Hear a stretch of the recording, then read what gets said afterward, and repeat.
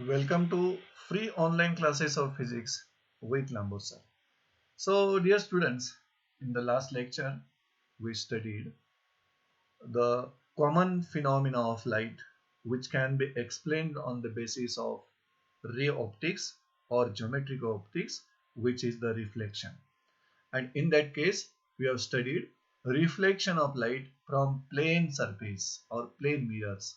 And secondly, we studied the reflection of light from the curved mirrors and their defects also.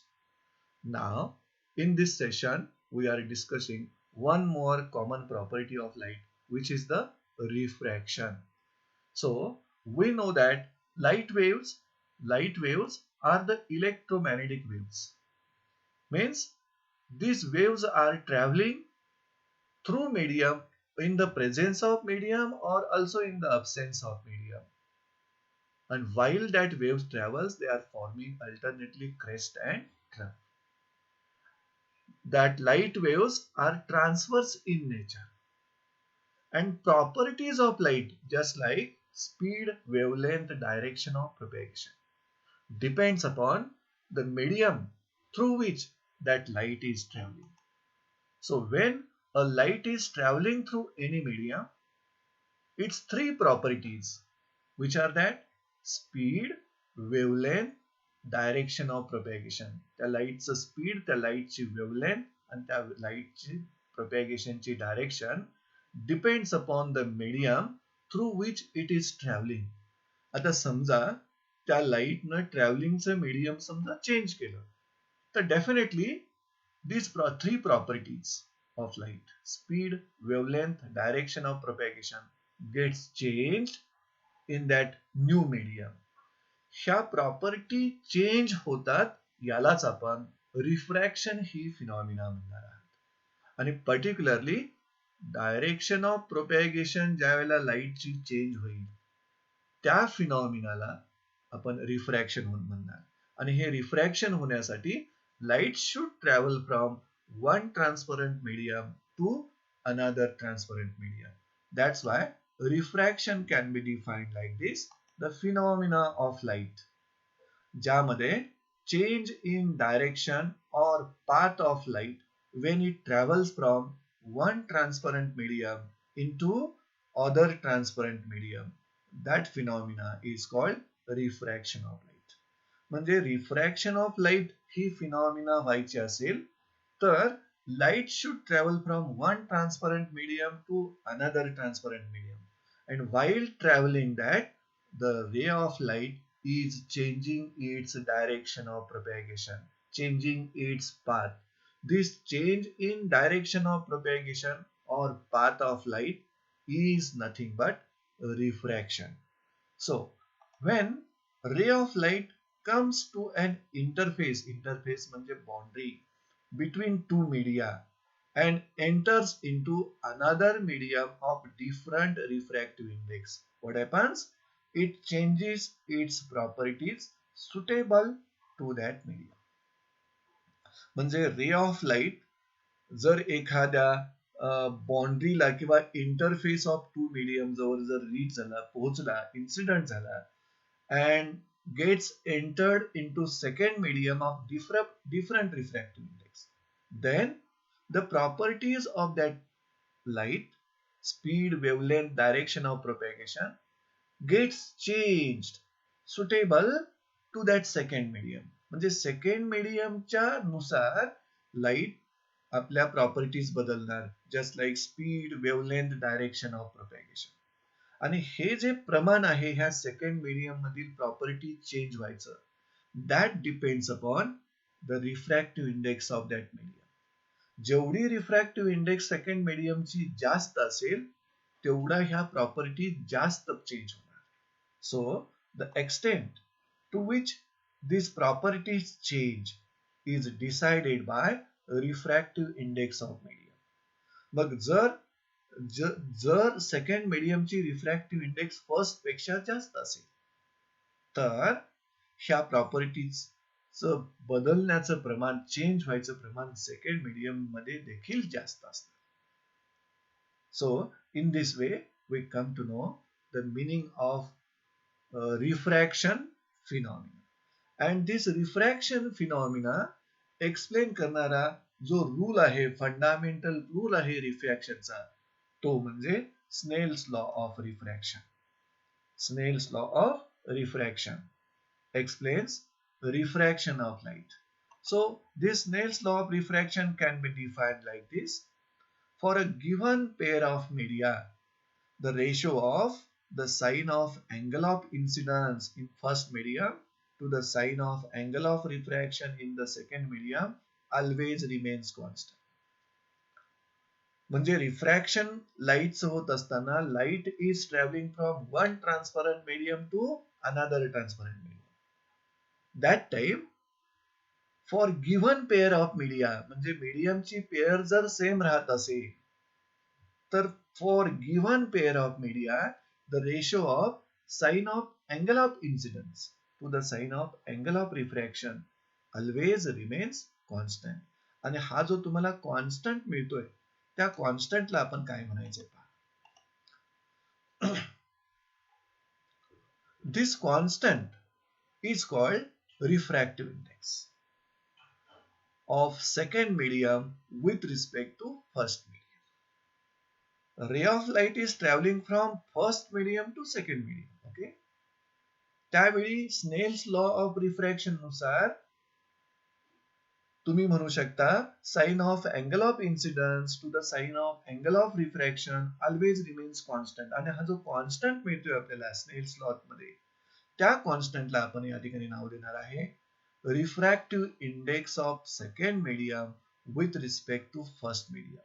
आता हा constant एका particular सिम्बॉलनं आपण represent करणार आहोत, जेणेकरून त्या सिम्बॉल नुसार आपल्याला लाईटच्या प्रोपॅगेशनची डायरेक्शन पण कळेल आणि मीडियमची रिफ्रॅक्टिव्ह इंडेक्स देखील कळेल. त्यासाठी when ray of light travels from medium 1 म्हणजे फर्स्ट मीडियम इनटू मीडियम 2 म्हणजे second medium, just like in this diagram. या रे डायग्राम मध्ये this one is the glass slab, denser medium की ज्याची रिफ्रॅक्टिव्ह इंडेक्स आहे n2, medium 2. And this one is the rarer medium you can take as a air of refractive index n1. This is the medium first medium. And in this case, हा जो refracting surface आहे त्या refracting surface जवळ आपण हा normal घेतलेला आहे. Here PQ is the incident ray and QR is the refracted ray. And we know that angle made by incident ray with normal is the angle of incidence. And angle made by refracted ray with normal is the angle of refraction. मग Snell's law न ह्या angle of इन्सिडन्सचा आणि angle of रिफ्रॅक्शनचा जो ratio सांगितलाय तो ratio म्हणजे ह्या second मीडियमची refractive index with respect to first medium. मग त्यानुसार स्नेल्स लॉ मॅथमॅटिकली आपण कसा लिहू शकतो पहा. Snell's law is written as, see here, actually Snell's law म्हणजे काय आहे, for given pair of media, इथं जी दोन मीडियमची पेअर आहे ती आपण बदलणार नाही, एअर आणि ग्लास. मग for given pair of media the ratio of sine of angle of incidence to the sine of angle of refraction, ह्या दोन अँगलचा रेशो नेहमी कॉन्स्टंट राहील. आणि त्या कॉन्स्टंटला आपण म्हणणार आहात refractive index of second medium with respect to first medium. आणि तो एक तर रिफ्रॅक्टिव्ह इंडेक्स n न रिप्रेझेंट करूया किंवा म्यू न रिप्रेझेंट करूया. मोस्टली आपण n हा सिम्बॉल रेफर करू. आणि या सिम्बॉल मध्ये मुलांनो आपण हे जे दोन नंबर्स इथं दाखवलेले आहेत ते कशासाठी, इथं 1 and 2, this symbol shows that a ray of light is traveling from medium 1 into medium 2. त्यामुळं medium 2 न त्या रे ऑफ लाईटचं डायरेक्शन ऑफ प्रोपॅगेशन चेंज केलेलं आहे. त्यामुळे इथं ही जी रिफ्रॅक्टिव्ह इंडेक्स आहे ती medium 2 ची आहे, but with respect to medium 1. That's why this symbol can be read like this. Refractive index of medium 2 with respect to medium 1. आणि या सिम्बॉल नुसार आपल्याला काय करणार, ray of light is travelling from medium 1 into medium 2. So this is called Snell's law of refraction. ज्या Snell's law मध्ये what is I? I is the angle of incidence in first medium. What is R? R is the angle of refraction in the second medium. And what is this symbol called? See here. The symbols are called as the refractive index of medium 2 with respect to medium 1. या Snell's law ला limitation आहे. Let us learn the limitation of Snell's law. Which limitation? Normal इन्सिडन्सला Snell's law ला limitation आहे. आता या diagram मध्ये दाखवलेले जे इन्सिडन्स आहे ते ऑब्लिक इन्सिडन्स आहे. म्हणजे इन्सिडेंट रे न नॉर्मलशी सर्टन अँगल जर केला असेल तर ते ऑब्लिक इन्सिडन्स असतं. But in case of normal incidence what is happening here? If the ray of light is incident along the normal to the refracting surface, म्हणजे ह्या नॉर्मलच्या along incident ray जर आपण घेतला तर it passes म्हणजे refracted ray passes undeviated through the second medium. म्हणजे normal इन्सिडन्सच्या बाबतीत angle of incidence आपल्याला 0 मिळेल, त्यावेळी अँगल ऑफ रिफ्रॅक्शन देखील 0 मिळेल. Then both the angles will be 0. मग हे दोन्ही अँगल जर 0 असतील तर आपण स्नेल्स लॉचा फॉर्म्युला ऍप्लिकेबल करू शकत नाही. So this is the limitation of Snell's law for normal incidence. Hence Snell's law cannot be applied for normal incidence. मग यावेळी या सेकंड मीडियमची refractive index with respect to first काढण्यासाठी आपण या दोन मीडियम मधील लाईटच्या व्हेलॉसिटीचा रेशो घेऊ शकता किंवा वेवलेंथच्या व्हेलॉसिटीचा रेशो घेऊ शकता. in this case means for normal incidence the refractive index may be expressed in terms of ratio of wavelengths or velocities of light in the two medium. आपल्याला सर्वांनाच माहिती आहे लाईटच्या ज्या काही प्रॉपर्टीज आहेत, व्हेलॉसिटी, वेवलेंथ किंवा डायरेक्शन, ह्या properties medium to medium change होतात. मग इथं नॉर्मल इन्सिडन्सला स्नेल्स लॉ अप्लाय करता येत नसला तरी आपण रेरर मीडियम मधील लाईटचं व्हेलॉसिटी आणि डेन्सर मीडियम मधील लाईटच्या व्हेलॉसिटीचा रेशो घेऊन या सेकंड मीडियमची रिफ्रॅक्टिव्ह इंडेक्स एक्सप्रेस करू शकता. किंवा या दोन्हीही मीडियम मधील लाईटच्या वेवलेंथचा रेशो घेऊन आपण refractive index of medium 2 with respect to medium 1 express करू शकतो.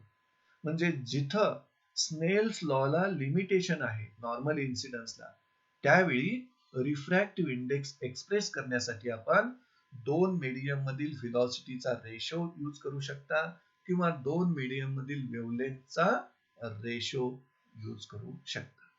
So before to express refractive index in terms of velocities or in terms of wavelength, let us go through two types of refractive index: relative and absolute refractive index. Out of that, relative refractive index आपण कधी म्हणायचं? See here, the refractive index of a medium with respect to another medium is called relative refractive index. म्हणजे कोणतीही दोन medium असतील आणि त्या दोन मीडियम पैकी एका मीडियमची refractive index with respect to another medium, that is called relative refractive index. फक्त इथं कंडिशन एवढी आहे की फर्स्ट मीडियम मधून जी लाईट येणार आहे ते फर्स्ट मीडियम मधून लाईट येऊन सेकंड मीडियम मध्ये लाईटचं रिफ्रॅक्शन होणार. इथं फर्स्ट मीडियम हे व्हॅक्युम एअर किंवा फ्री स्पेस व्यतिरिक्त असावं. म्हणजे first medium should not be air, free space और व्हॅक्यूम. त्यावेळी refractive index of second medium with respect to first medium we call it as a relative refractive index. आपण example म्हणून असं घेऊया, ray of light is travelling from water to glass. That time refractive index of glass with respect to water is our relative refractive index. Example म्हणून आपण लिहू शकता refractive index of glass with respect to water आपण या सिम्बॉलनं लिहू शकता. या symbol मध्ये तुम्हाला कळतं ray of light is traveling from water to glass. That's why this is the refractive index of glass with respect to water आणि ही refractive index individual refractive index मध्ये असं लिहिलं जातं refractive index of glass upon refractive index of water. आणि आपल्याला सर्वांना माहिती आहे ग्लासची रिफ्रॅक्टिव्ह इंडेक्स ही 1.5, 1.6, 1.7 या रेंज मध्ये राहते depending upon quality of that glass. आपण जे ऑर्डिनरी ग्लास बघतो केमिस्ट्री लॅब मध्ये किंवा फिजिक्स लॅब मध्ये ग्लास लॅब बघता ती ऑर्डिनरी ग्लास आहे त्याची रिफ्रॅक्टिव्ह इंडेक्स साधारणतः 1.5 इतकी असते आणि रिफ्रॅक्टिव्ह इंडेक्स वॉटरची जी आहे ती 1.33 या रेंज मध्ये राहते. So this is about the relative refractive index.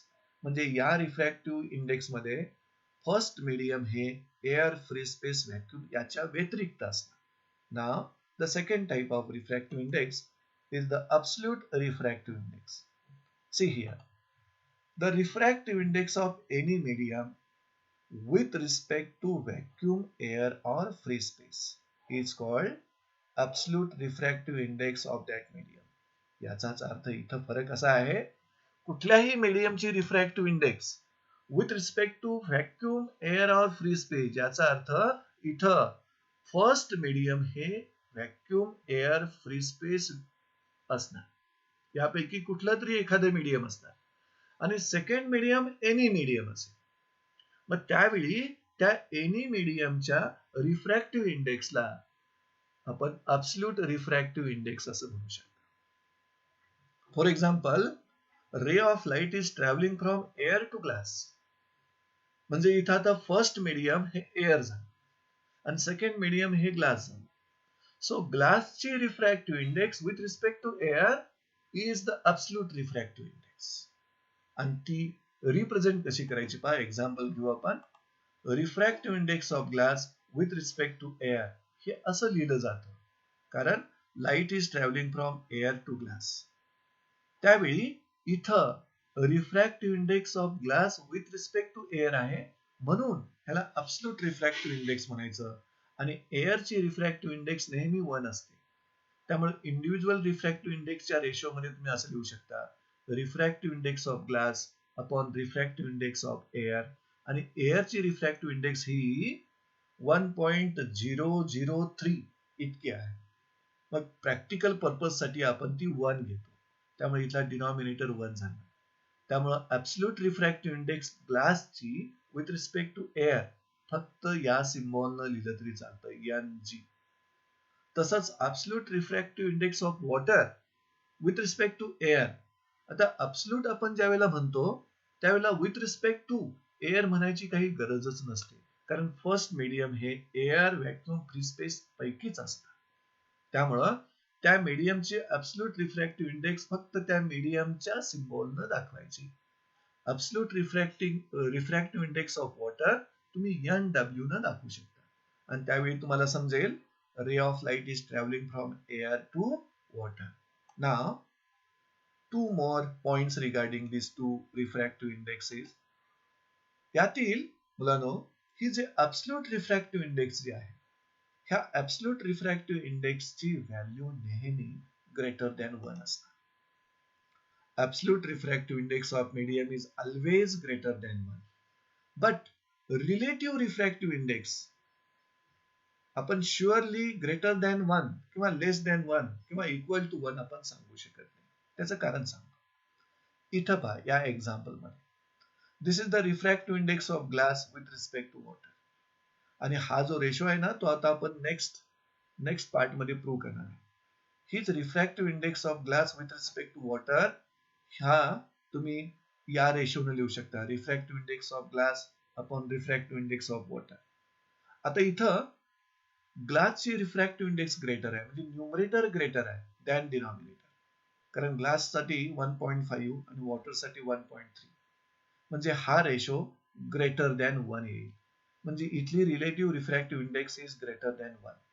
पण जर तुम्ही refractive index of water with respect to glass घेतला तर हा रेशो तुम्ही NW अपॉन NG लिहा. मग NW म्हणजे 1.3 अपॉन 1.5 हा रेशो लेस दॅन 1 येईल.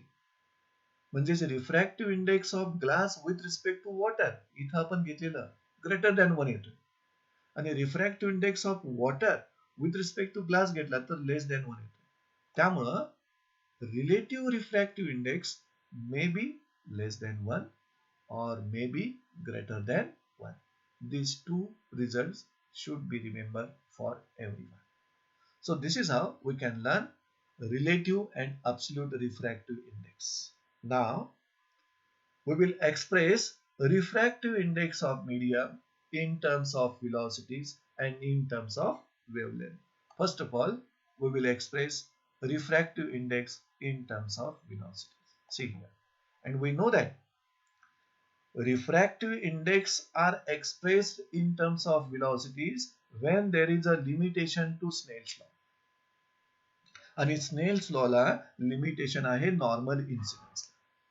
त्यावेळी रिफ्रॅक्टिव्ह इंडेक्स त्या मीडियमची म्हणजे सेकंड मीडियमची एक्सप्रेस करण्यासाठी तुम्ही त्या दोन मीडियम मधील व्हेलॉसिटीचा रेशो यूज करता किंवा वेव्हलेंथचा रेशो यूज करता. त्यावेळी refractive index in terms of velocities कसं डिफाइन करायचं पहा.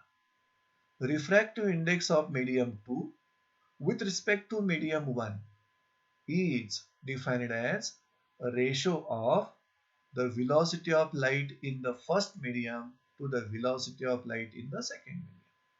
म्हणजे ray of light is traveling from first medium to second medium. त्यावेळी सेकंड मीडियमची व्हेलॉसिटी सेकंड मीडियमची refractive index with respect to first medium जर तुम्हाला डिफाइन करायचं असेल तर रेशो घ्या फर्स्ट मीडियम मधील velocity divided by second medium मधील लाईटची व्हेलॉसिटी. पण त्याचा फॉर्म्युला आपण असा लिहू शकता. If V1 and V2 are the velocities of light in the first and second medium respectively. Ray of light is traveling from first medium to second medium, okay? And V1 is the velocity in first medium, V2 is the velocity in second medium. Then, according to this definition, the refractive index of second medium with respect to first medium is equal to a ratio of velocity of light in first medium to velocity of light in second medium. So this is the mathematical statement for this definition.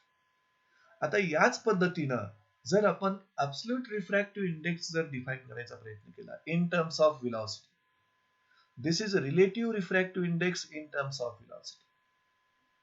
Then absolute refractive index in terms of velocity जर आपल्याला define करायचं असेल तर absolute refractive index मध्ये first medium हे air असतं.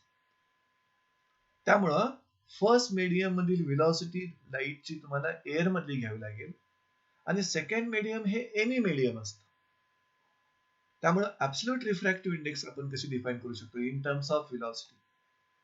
Absolute refractive index of medium is defined as the ratio of the velocity of light in air. कारण का फर्स्ट मीडियम हे एअर किंवा व्हॅक्यूम असतं आणि एअर आणि व्हॅक्यूम मधील लाईटची व्हेलॉसिटी आपण सी ने डिनोट करतो to the velocity of light in given medium. म्हणजे सेकंड मीडियम हे एनी मीडियम असेल मग एनी मीडियम मधील लाईटची व्हेलॉसिटी तुम्ही व्ही ने डिनोट करू शकता.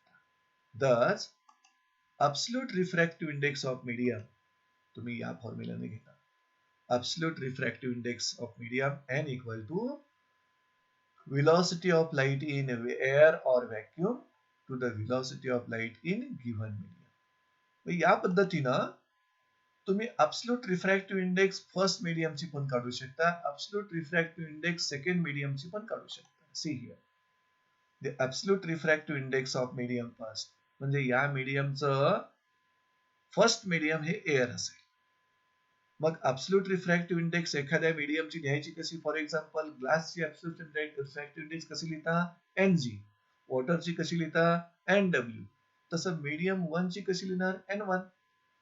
आणि यावेळी व्हेलॉसिटीचा रेशो म्हणजे फर्स्ट मीडियम म्हणजे एअर मधील लाईटची व्हेलॉसिटी C आणि मीडियम 1 मधील लाईटची velocity V1. That's why N1 equal to C upon V1 gives you absolute refractive index of first medium. Similarly, we can find absolute refractive index of medium 2. N2 लिहावं लागेल आपल्याला.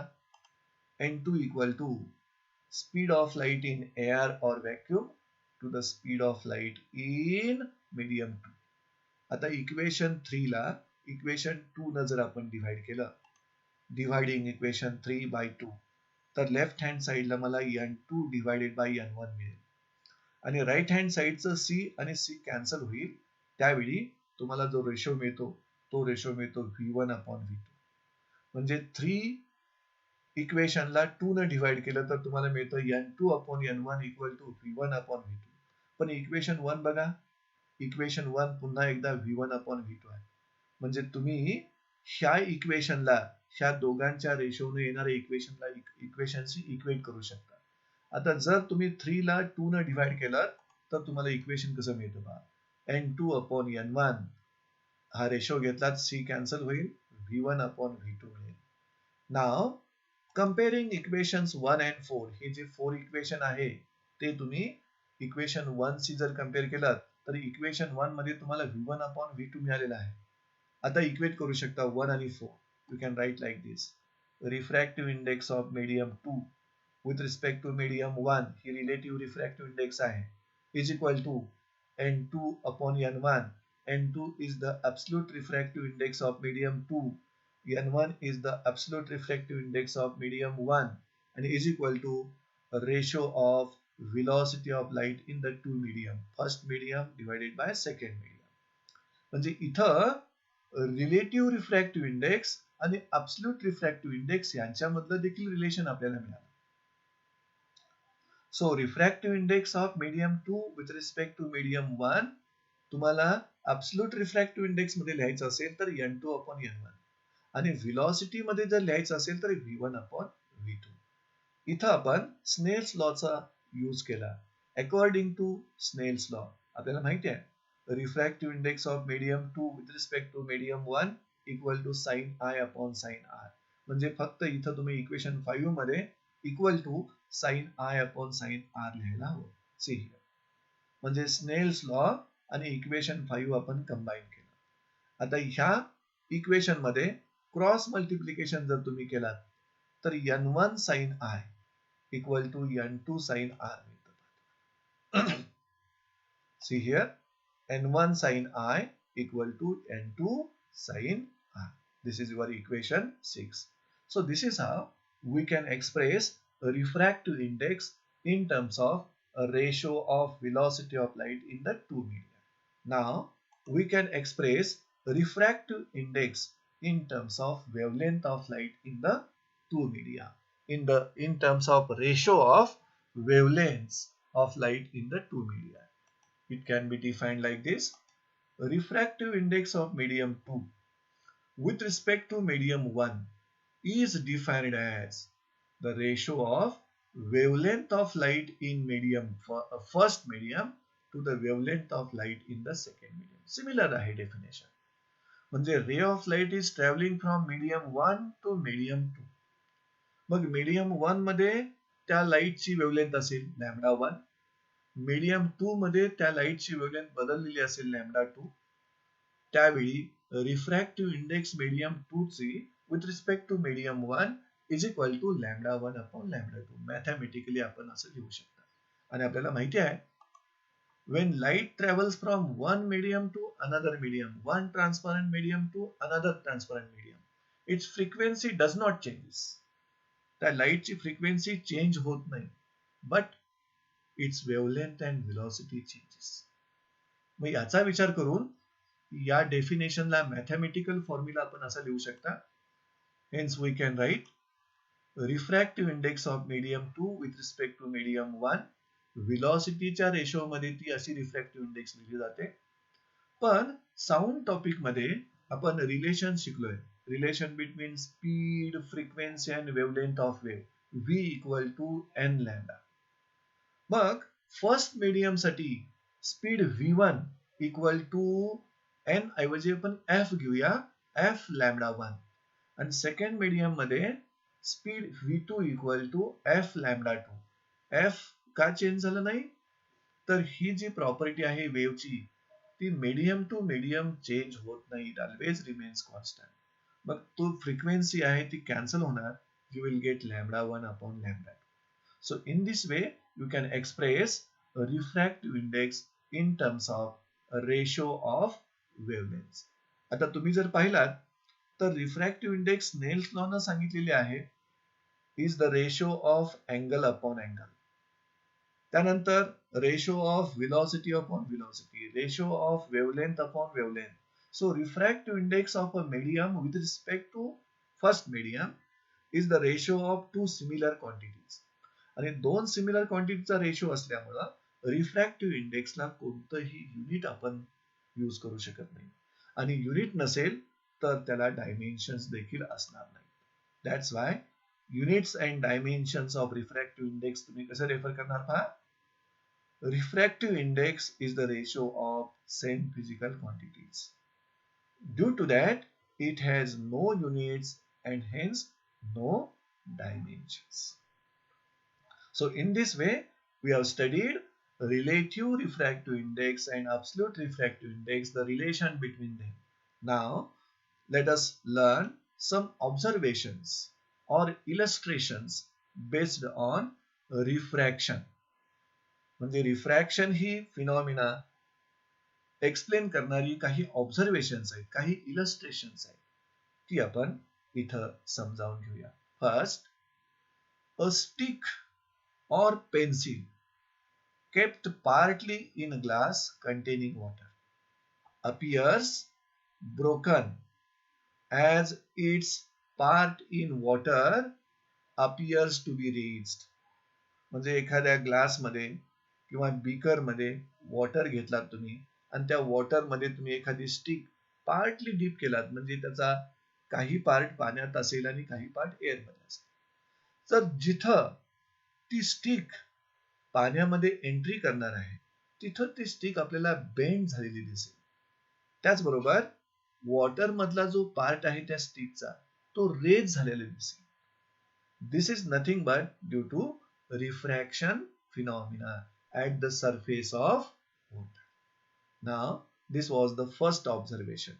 Now the second observation, the sun is visible before actual sunrise. म्हणजे actual sunrise व्हायचं आहे त्या अगोदरच तुम्हाला sun दिसतो. This is one more observation of refraction.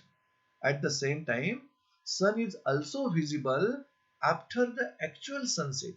Sunset झाल्यानंतर देखील सन तुम्हाला दिसू शकतो. Which is the observation of refraction, illustration of refraction. Third, twinkling of stars. सर्वांनाच हा अनुभव आहे. तर त्या स्टार्सचं ट्विंकलिंग हे ऍक्च्युअल ट्विंकल होत नसतात स्टार्स. तर कुणामुळं? Due to changing refractive index of atmosphere. कारण जो कोण व्यक्ती स्टार्सचं ट्विंकलिंग बघत असतो त्या व्यक्तीमध्ये आणि स्टार्समध्ये ऍटमॉस्फिअर असतं आणि या ऍटमॉस्फिअरची रिफ्रॅक्टिव्ह इंडेक्स नेहमी चेंज होत असते.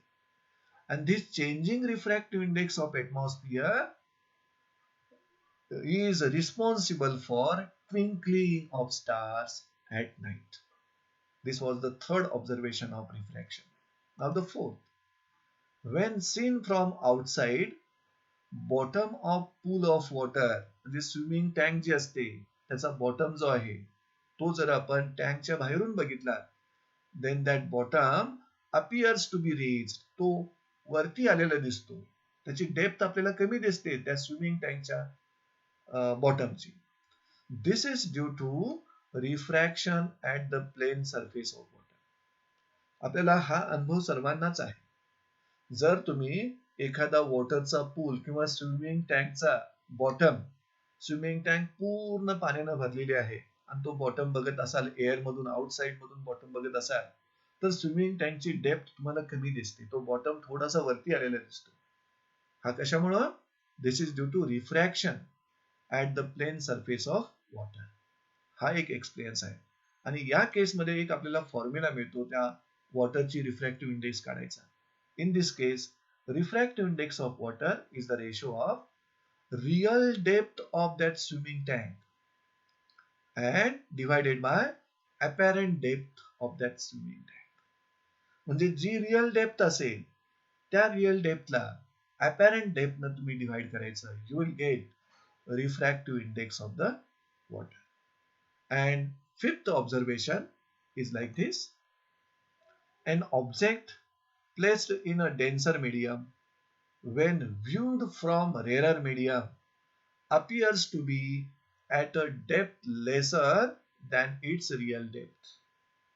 म्हणजे आता इथं आपण एक्सप्लेन केल्याप्रमाणे स्विमिंग टँकचा जो बॉटम असतो तो बॉटम आपण रेज झालेला आपल्याला दिसतो.